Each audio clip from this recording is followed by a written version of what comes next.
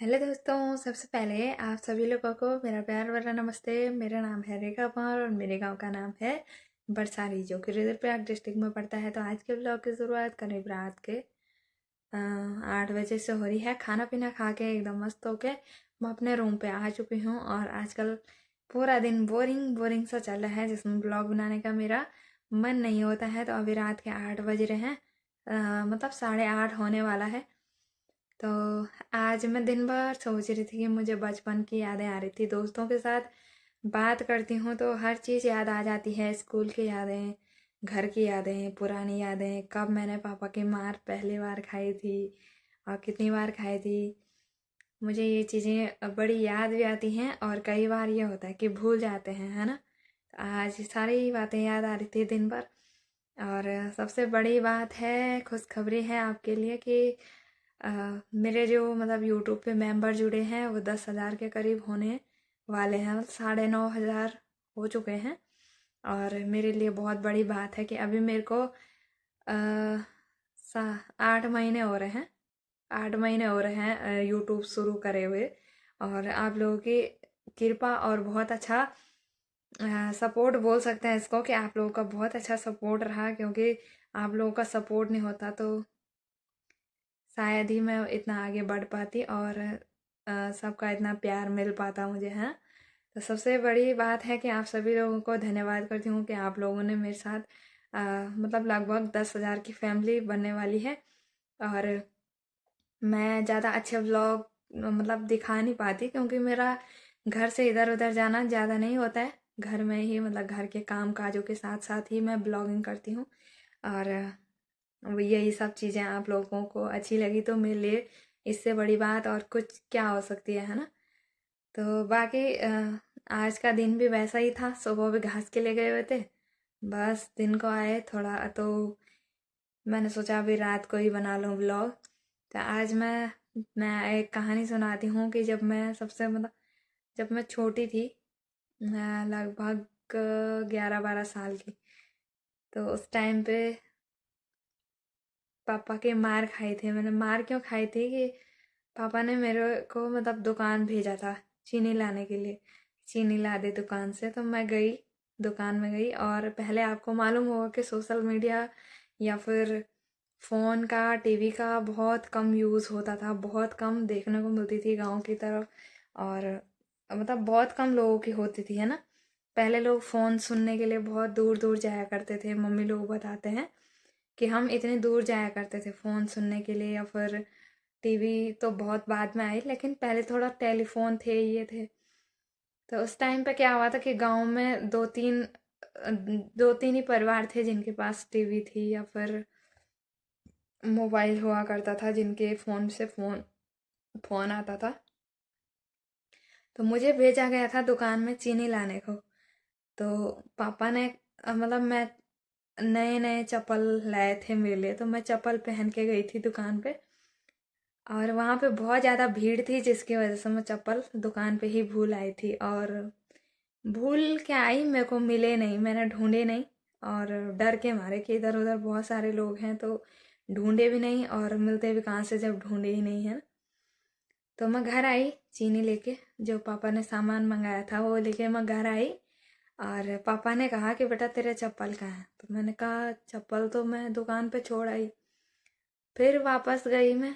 और मेरे को कुछ चीज़ याद नहीं रहती थी। मैं जब दुकान में जाते थे तो कुछ चीज़ मंगाते तो बार बार याद करके जाती थी, 2 किलो चीनी लानी है, 2 किलो चीनी लानी है।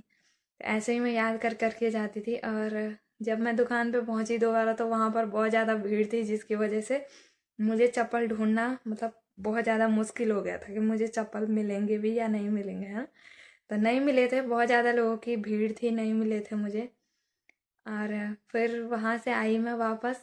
और एक बुआ लोगों की के घर में टीवी लगी हुई थी। वहाँ पे भी पूरे दरवाजे तक पूरा कमरा भरा हुआ था। तो किसी को ये भी नहीं कह सकते थे कि तुम बाहर जाओ। तो मैं सबसे अंदर गई हुई थी, जहाँ पर कुछ सुनाई नहीं देता है। मैं वहाँ पे बुआ के पास बैठ गई टीवी देखने के लिए। और पापा सारे गांव में आवाज़ लगाते फिरते हैं कि कहाँ गई रेखा, कहाँ गई। या फिर मेरा बच्चा चप्पल लेने गया था तो कहाँ गया, है ना। और मैं डर के मारे वहाँ बैठ गई कि अब मार पड़ेगी मेरे को। और मैं वहाँ बैठी तो सुनाई तो कहाँ से देता मेरे को, लेकिन बाद में पापा ने पता किया कि वो वहाँ है। और मैंने नए चप्पल ले लिए थे, मतलब जो हमारे गांव के डीलर हैं उन चाचा से मैंने नए चप्पल लिए। और मैं चप्पल लेके सीधे वहाँ पहुंची जहाँ पर दूसरी जगह पे टीवी लगी हुई थी। तो बेवकूफ़ी वाला काम वही किया मैंने, या तो फिर घर चली जाती और या तो फिर वहाँ पे नहीं जाती। तो मैं वहाँ पे गई और टीवी देखने लग गई।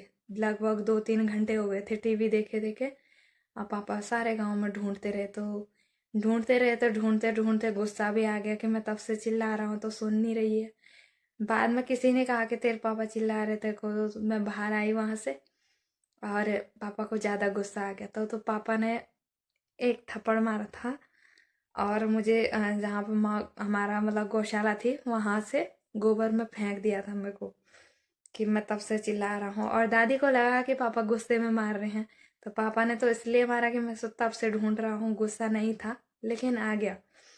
और पापा को और गुस्सा आ गया कि दादी ने ऐसा कहा था कि तो उसको क्यों मार रहा है, एक लड़की है तेरी। तो पापा ने, अरे ये क्या बात हुई कि मैं तो इसलिए ढूंढ रहा था कि मुझे फिक्र है उसकी कि कहाँ गई, उतने 2 घंटे से चप्पल लेने गई है या दुकानें उठा के ला रही।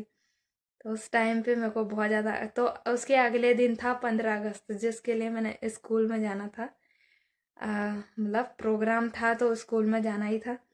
और मैं इतनी ज़्यादा मतलब अब फिर घर आई, मैं दरवाजे पे खड़ी रही, मैं अंदर ही नहीं गई। दो तीन 5-6 मिनट हो गए होंगे लगभग। पापा ने कहा बेटा अंदर आ जा, मैं नहीं गई। बेटा अंदर आ जा, मैं नहीं गई। तो 5-6 बार कहा, तो जब छठवीं बार कहा तो यहाँ से पकड़ा था पापा ने ऐसे, और ऐसे ही पकड़ के किचन में ले गए। तो मैं लगी थी ऐसे ही। तो पापा ने कहा ये सुड़क सुड़क बंद कर, अब मत रो। तो रोती कैसे नहीं, क्योंकि मुझे तो ये था कि जब वो मनाएंगे उसके बाद ही मैं चुप रहूंगी, है ना। तो मैं लगी हुई थी सड़क सड़क करने पे। और पापा ने फिर पैसे दिए मेरे को और फिर से कहा कि जा चप्पल लेके आ। मैं तो नए चप्पल लेके आई गई थी, और ये बोलना भी नहीं आया कि पुराने चप्पल नहीं मिले मेरे को, तो मैं नए ले आई। और खुशी भी बड़ी हो रही थी कि चलो नए चप्पल भी आ गए, है ना। वो 2-3 दिन पुराने हो गए थे। तो उस दिन दूसरा थप्पड़ लगा था मेरे को, तो मैंने जो आटा वाला बक्सा होता ना, बिल्कुल उसमें ऐसा हो गया था कि पसीने से हालत खराब हो गई थी मेरी। तो अगले दिन जाना था मैंने 15 अगस्त के लिए स्कूल में। और उस दिन रास्ते में अकेले गई थी, मैं घर से बहुत लेट गई थी क्योंकि गुस्से में तो सारी रात सोई नहीं थी और सुबह को नींद ज़्यादा आ गई। जब मैं सुबह को उठी थी तो मैं स्कूल के लिए तैयार हुई और साड़ी रखी हुई थी मैंने बैग के ऊपर, ऊपर वाले उसमें, है ना। तो मैंने साड़ी रखी हुई थी और रास्ते में मुझे बंदर मिल गया। तो बंदर ने खींचा था मुझे यहाँ पीछे से, तो पूरे आधे पेड़ तक ले गया बंदर खींचते खींचते।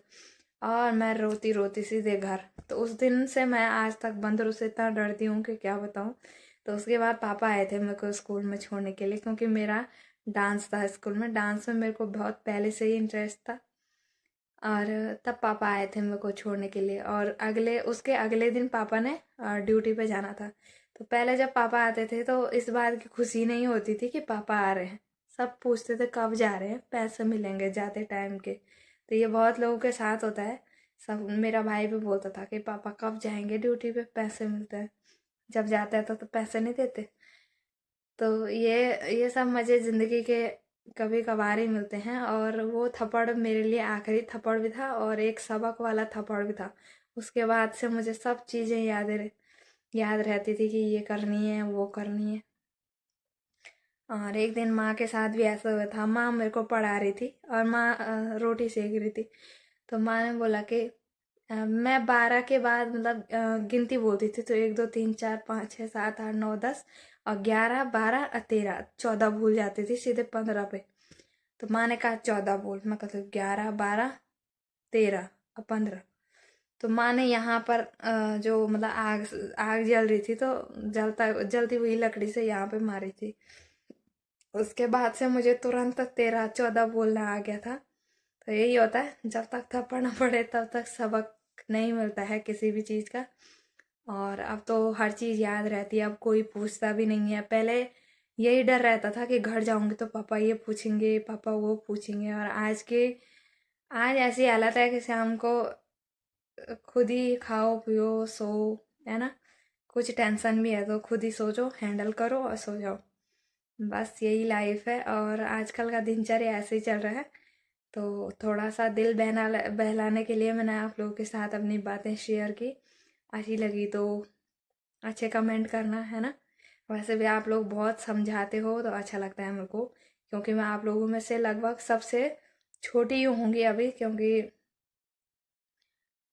मेरी शादी जल्दी हो गई थी, है ना। सब लोग कहते भी हैं आपने 23 साल 19 साल की थी मैं, तो इतने कम उम्र में शादी क्यों करी। लेकिन हालात ऐसे हो जाते हैं कुछ कि कहीं पे हमको झुकना पड़ता है ना। तो बाकी चलो, आज की स्टोरी को मैं यहीं पे ख़त्म करती हूँ, उम्मीद और आशा के साथ। और ऐसी स्टोरी अगर आप लोगों को दोबारा सुननी हो तो कमेंट करिएगा, मैं पापा की स्टोरी सुनाती रहूँगी। और पापा भी देख रहे हैं तो मिस यू पापा। बहुत याद आती है उन दिनों की, और आज में और उन दिनों में बहुत ज़्यादा फ़र्क है। कि मतलब जब पापा प्यार से पैसे दे दे के रोटी के निवाले खिलाया करते थे, है ना। आज मन किया तो खा लिया, नहीं किया तो जय श्री राम, ऐसा होता कि रहने दो, बाद में देखेंगे। तो पापा पैसे दे दे के खिलाते थे हमको रोटी, कि इतने इतने गफ्फा खा ले और उसके बाद पैसे दूंगा मैं, इतने ही पैसे। तो पैसों के उससे खा लेते थे लालच से। बाकी चलो, मिलते हैं आपको नेक्स्ट व्लॉग में, उम्मीद और आशा के साथ। आज की वीडियो में यहीं पे एंड करती हूँ, ठीक है। Good night.